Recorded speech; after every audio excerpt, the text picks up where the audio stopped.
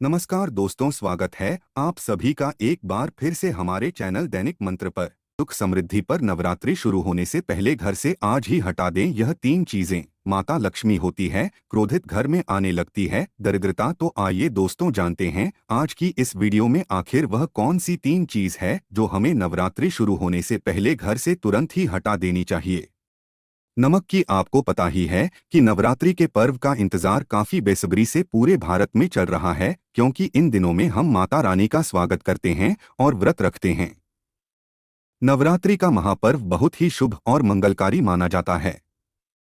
नवरात्रि के पूरे 9 दिन गंगा जल की हर एक बूंद की तरह पवित्र माने जाते हैं। ये शुभ समय भक्तों के जीवन में खुशियों की सौगात लेकर आता है। दोस्तों आपको बता दें, 2023 में इस साल मां दुर्गा हाथी पर सवार होकर पृथ्वी लोक में पधारेंगी। शास्त्रों में वर्णित तथा मान्यताओं के अनुसार यदि शारदीय नवरात्रि पर यदि मां दुर्गा का आगमन उनकी वाहन सिंह नहीं बल्कि हाथी पर होगा तो मान्यता है उसकी मां दुर्गा का हाथी पर सवार होकर आना बहुत ही शुभ और कल्याणकारी माना जाता है। जीवन सुखमय हो जाता है। भक्ति का भरपूर लाभ भक्तजनों को मिलता है। दोस्तों इस बार नवरात्रि पूरे 9 दिनों तक मनाई जाएगी। ना एक भी दिन कम ना ज्यादा, पूरे 9 दिनों तक मनाई जाएगी। मां शेरोंवाली की विशेष रूप से पूजा आराधना की जाएगी। शारदीय नवरात्रि का महापर्व भी इस बार 2023 में 15 अक्टूबर दिन से शुरू होकर 23 अक्टूबर सोमवार के दिन समाप्त होंगे। पैसे में शारदीय नवरात्रि पर मां दुर्गा की कृपा पाने के लिए कलश स्थापना का शुभ मुहूर्त है। 15 अक्टूबर को दिन में 11:44 से दोपहर 12:30 तक कलश स्थापना का शुभ मुहूर्त रहेगा। मुहूर्त में की गई पूजा बहुत ही शुभ मानी जाती है, जिससे समस्त देवी देवताओं की कृपा प्राप्त होती है और पूजा पाठ का फल कई लाख गुना प्राप्त होता है। ऐसे में जो नवरात्र आने से पहले घर से ये चीजें हटा देता है तो उसके घर में मां वैष्णो का होगा आगमन, मां लक्ष्मी का होगा वास, मां शेरोंवाली आपकी झोली खुशियों से भर देंगी। इसीलिए नवरात्र आने से पहले घर से ये चीजें फौरन हटा दें। दोस्तों आज हम कुछ ऐसी ही गलतियों के बारे में जानेंगे जो यदि आपके घर में भी होती है तो मां लक्ष्मी कभी नहीं करती। ऐसे घर में प्रवेश, फिर चाहे आप कितनी ही पूजा पाठ कर लो, मां लक्ष्मी ऐसे घर में कभी नहीं आती। ऐसे घर से देवी देवता भी सदैव रहती है नाराज। दोस्तों पूरी जानकारी को देखने के लिए इस वीडियो को अंत तक अवश्य देखें। सच्ची श्रद्धा से कमेंट बॉक्स में लिखें हर हर महादेव, ओम नमः शिवाय। महादेव के लिए एक लायक तो बनता है। दोस्तों सबसे पहले नवरात्रि के पहले की मंदिर की अच्छी तरह से साफ सफाई कर ले। मंदिर के अंदर यदि पुरानी मालाएं हैं, टूटी फूटी मूर्तियां हैं, उसके साथ ही खाली माचिस के डिब्बे रखे हुए हैं तो उन्हें फेंक दें तथा टूटी मूर्ति को किसी नदी में प्रवाहित कर दें। घर में छोटे बच्चों को नवरात्रि का व्रत नहीं रखना चाहिए। इससे उनकी जान को खतरा हो सकता है, क्योंकि इस वक्त में शरीर को अधिक शक्ति की जरूरत होती है। माता शेरोवाली की तस्वीर यदि कांच के फ्रेम की है और वो कांच हल्की सी भी यदि टूटी हुई हो तो ऐसी कांच को बदल वाले या ऐसी तस्वीर को जल में विसर्जित कर दें। टूटी मूर्ति की पूजा करने से, टूटी तस्वीर की पूजा करने से आपकी वृद्धा व्रत आदि सब टूट जाता है, आपका व्रत खंडित हो जाता है। दोस्तों नवरात्रि के 9 दिन बहुत ही पवित्र होते हैं। नवरात्रि के इन 9 दिनों में आचार विचार और घर को साफ सुथरा और पवित्र रखना अति आवश्यक है। इसलिए नवरात्रि के 9 दिनों में ब्रह्मचर्य का पालन किया जाता है और तामसिक भोजन ग्रहण नहीं किया जाता। नवरात्रि के 9 दिनों में माता रानी के भक्तों को प्याज, लहसुन, मांस, मदिरा और अंडे से दूर रहना चाहिए। अधिकतर भक्त इन नियमों का पालन भी करते, किंतु वो एक गलती कर बैठते हैं। वो नवरात्रि के 9 दिनों में अपने घर इन चीजों को रख लेते हैं। ऐसा भूलकर भी नहीं करना चाहिए। भागवत पुराण के अनुसार नवरात्रि के 9 दिनों तक माता रानी अपने भक्तों के घर में वास करती है। यदि आप भी चाहते हैं कि माता रानी आपके घर में वास करें तो आप अपने घर के वातावरण को पवित्र रखें और नवरात्रि शुरू होने से पहले ही अपने घर से प्याज, लहसुन, मीट, अंडा और मदिरा को बाहर निकाल दें। अपने घर साफ रखें। इन वस्तुओं को घर से बाहर निकालने के पश्चात अपने घर में गंगाजल का छिड़काव अवश्य करें।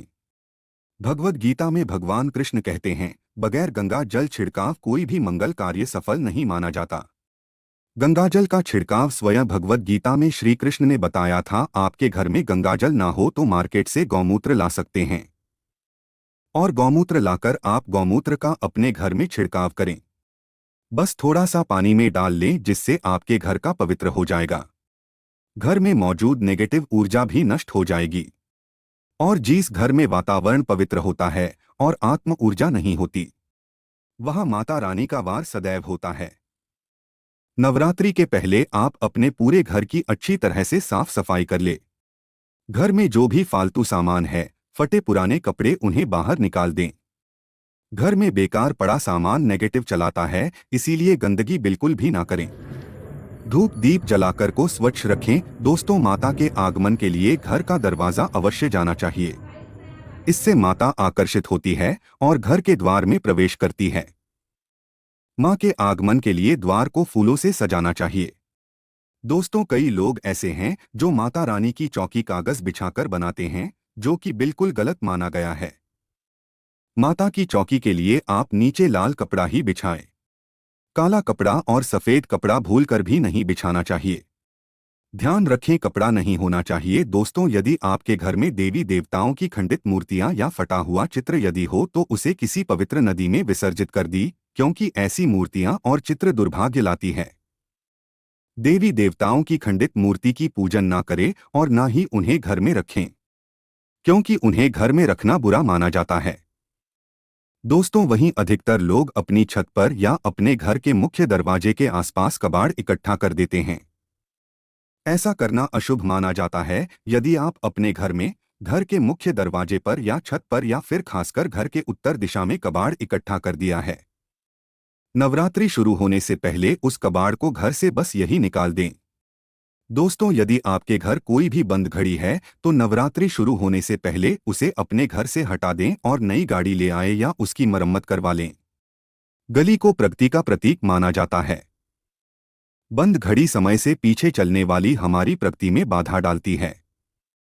इसीलिए नवरात्रि शुरू होने से पहले ही आप बंद घड़ी को घर से बाहर निकाल दें।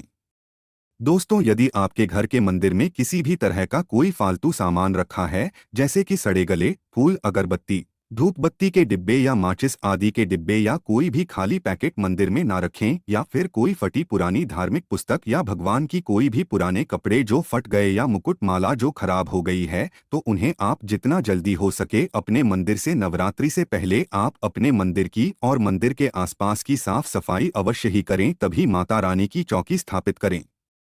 इसके साथ ही आप अपने धन रखने के स्थान की सफाई भी अवश्य करें, क्योंकि नवरात्रि के दौरान मां लक्ष्मी भी गृह प्रवेश करती है। धन रखने के स्थान पर किसी भी तरह का कोई भी फालतू सामान, टूटा हुआ सामान ना रखें। धन रखने के स्थान को मंदिर की तरह ही साफ रखें। नवरात्रि के दौरान माता रानी की पूजा में कौड़ियों को शामिल करें। माता के साथ साथ रोजाना कौड़ी का भी पूजन करें। इसके पश्चात आप कौड़ी को धन रखने के स्थान पर रख दें। ऐसा करने से बरकत सदैव होती है। यदि आपके पास पुराने जूते चप्पल इकट्ठे हो गए हैं तो नवरात्रि से पहले उन्हें घर से बाहर निकाल दें। पुराने जूते चप्पल की अशुभता के कारण ही घर में नेगेटिव ऊर्जा आती है और घर में अशांति और कलह का माहौल रहता है। नवरात्रि आने से पहले घर से जाला निकालना ना भूलें। यदि जिस घर में जाला है उस घर में माता रानी कभी वास नहीं करती। साथ ही साथ टूटे फूटे बर्तन यदि घर में पड़े हैं या टूटा हुआ आईना भी यदि घर में हो तो उसे भी निकाल दें। घर में टूटे फूटे ईंट पत्थर भी नहीं रखना चाहिए, इससे मां लक्ष्मी नाराज हो जाती है।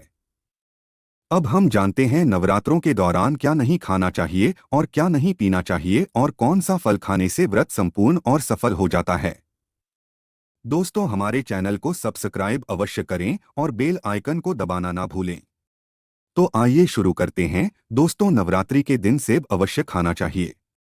शास्त्रों में बताया जाता है कि भगवान के भोग में सेब आदि अवश्य अर्पित किया जाता है। यदि आपका व्रत है तो आपको सेब अवश्य खाना चाहिए। केला, पपीता, तरबूज और मीठे अंगूर अवश्य खाना चाहिए। इन फलों से व्रतधारी को शक्ति मिलती है, व्रत संपूर्ण हो जाता है। शास्त्रों में बताया जाता है कि नवरात्रों के दिनों में सीताफल अवश्य खाना। सीताफल खाने से 10 ऐसी बीमारियां हैं जो खत्म हो जाती है। माना जाता है कि नवरात्रों के दिनों में सीताफल का घर में प्रवेश होना बड़ा ही शुभ माना गया है। सीताफल खाने से नवरात्रि का व्रत सफल हो जाता है, क्योंकि इसमें माता सीता का आशीर्वाद मिला हुआ होता है। नवरात्रि के दौरान इसे जो भी खाता है उसे दुखों का सामना नहीं करना पड़ता। सीताफल आपको अवश्य खाना चाहिए। दोस्तों, नवरात्रों में व्रतधारी को डिब्बाबंद लस्सी, डिब्बाबंद जूस पीना चाहिए। उसमें कई केमिकल मिले होते हैं, जिसके कारण आपका व्रत टूट सकता है। जब भी आप फलों का जूस पिएं तो याद रखें, उसमें नमक न डालें, नहीं तो ब्लड टूट जाएगा। साथ ही साथ जूस में बर्फ भी नहीं डालना चाहिए। फलों का सादा जूस पीने से व्रत सफल होता है। दोस्तों, नवरात्रि के दौरान सिंघाड़े का आटा या कुट्टू का आटा खाने से पहले ये देख लें कि आटा पुराना नहीं होना चाहिए, क्योंकि पुराने आटे में कीड़े वगैरह बढ़ जाती है।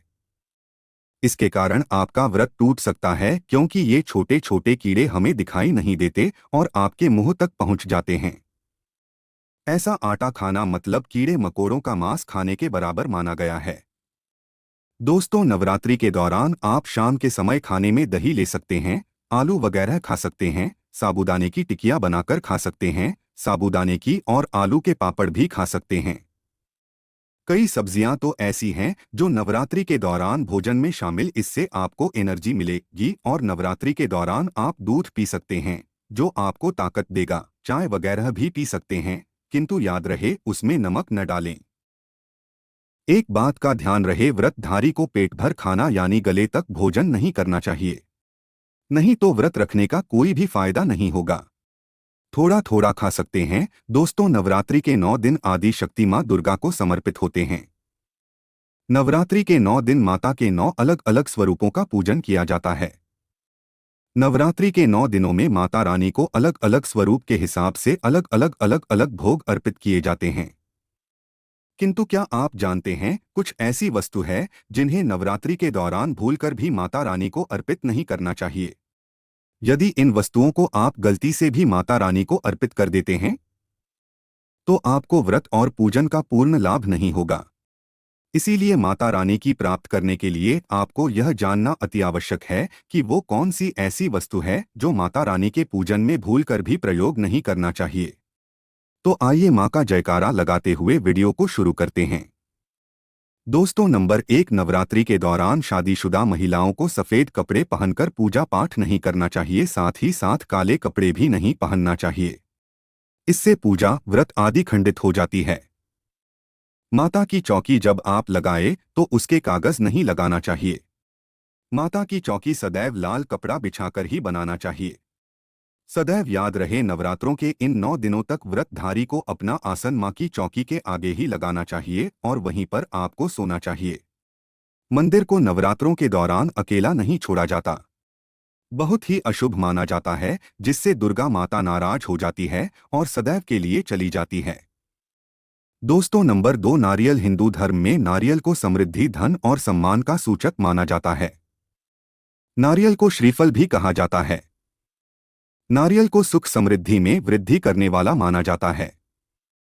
नारियल तो हर मांगलिक कार्य में विशेष महत्व होता है।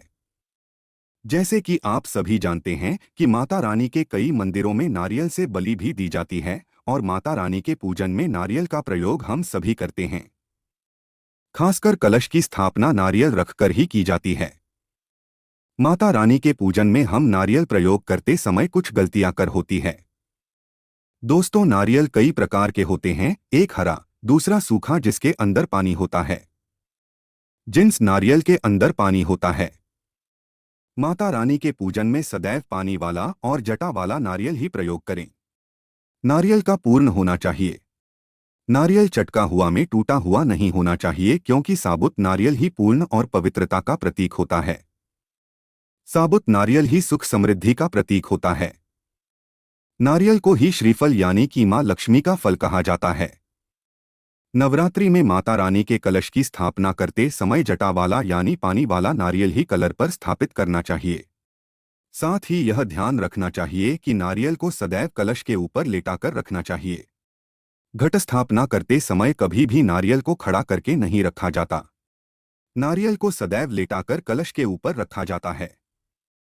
साथ ही नारियल को स्थापित करने से पहले आप नारियल को लाल कपड़े में लपेटकर उस पर और फिर लाल चुनरी उड़ाकर आप नारियल कलश के ऊपर स्थापित करें।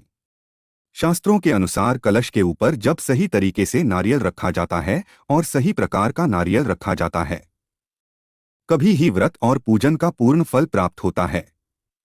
ये भी ध्यान रहे कि महिलाएं माता रानी को नारियल अर्पित तो कर सकती है, किंतु कभी भी माता रानी के सामने नारियल को भूलकर भी ना तोड़ें, क्योंकि नारियल बीज रूप होता है और स्त्रियां बीज रूप से ही शिशु को जन्म देती है। इसलिए कभी भी महिलाओं को नारियल तोड़ना चाहिए। दोस्तों, नंबर 3, लौंग। लौंग हम सभी माता रानी के पूजन में प्रयोग करते हैं, किंतु लौंग का प्रयोग करते समय एक बहुत बड़ी गलती कर बैठती है। सदैव ध्यान रखना चाहिए कि माता रानी को सदैव फूल वाली लौंग ही अर्पित करना चाहिए। जिस लौंग के ऊपर फूल नहीं होता या फिर जिस लौंग के पीछे लकड़ी की डंडी नहीं होती, उसको आप माता रानी के पूजन में भूलकर भी प्रयोग ना करें। फूल वाले लोगों को ही पुनः माना जाता है और रानी के पूजन में कोई भी अपूर्ण वस्तु, कोई भी खराब वस्तु या टूटे हुए अक्षत प्रयोग नहीं करना चाहिए। इसीलिए सदैव माता रानी के पूजन में फूल वाली लौंग का ही प्रयोग करें। दोस्तों, नंबर 4, तुलसी के पत्ते अर्पित नहीं करने चाहिए। मां दुर्गा के पूजन में तुलसी पत्र का प्रयोग करना वर्जित माना जाता है। तुलसी पत्र के अलावा मामला भी माता रानी को अर्पित नहीं करना चाहिए और दुर्गा भी माता रानी को अर्पित नहीं करना चाहिए। दुर्गा भगवान श्री गणेश अति प्रिय है। नवरात्रि में आप भगवान गणेश को दूर्वा अर्पित कर सकते हैं। भगवान विष्णु जी को तुलसी के पत्ते अवश्य अर्पित कर सकते हैं, किंतु माता रानी को भूलकर भी तुलसी के पत्ते या दूर्वा अर्पित न करें। माता रानी को सफेद फूल भी अर्पित न करें। माता रानी को सदैव लाल रंग के फूल अर्पित करने चाहिए। लाल रंग के फूल माता रानी को अति प्रिय है। खासकर माता को गुड़हल और कमल के फूल अति प्रिय। शास्त्रों में बताया जाता है कि घर में माता रानी की दो या फोटो नहीं होने चाहिए। इस बात का भी आप विशेष ध्यान रखें कि माता रानी के पूजन में कोई भी खंडित चीज प्रयोग न करें। पंडित चीज जैसे कि चटका हुआ या टूटा हुआ दीपक या फिर अटका हुआ कोई बर्तन। साथ ही ये भी ध्यान रहे कि लोहे के और प्लास्टिक के बर्तन आप माता रानी के पूजन में प्रयोग न करें, क्योंकि प्लास्टिक के चाइनीज बर्तन हड्डियों के पाउडर से मिलकर बनते हैं। ऐसा ना करें। ऐसे बर्तनों को माता रानी के पूजन से सदैव दूर। माता रानी को जो पुष्प अर्पित कर रही है, उन्हें सुधे नहीं सुनते हुए फूल या गिरे हुए फूल या फिर मुरझाए हुए फूल माता को अर्पित ना। दोस्त, नवरात्रि के अष्टमी और नवमी तिथि पर कन्या पूजन का विधान है। दोस्तों, वीडियो पसंद आई हो तो कमेंट बॉक्स में जय माता दी अवश्य लिखें और चैनल को सब्सक्राइब करके बेल आइकन जरूर दबाएगा, जिससे कि आने वाली वीडियो सबसे पहले देख सकें। मिलते हैं अगले वीडियो में। धन्यवाद।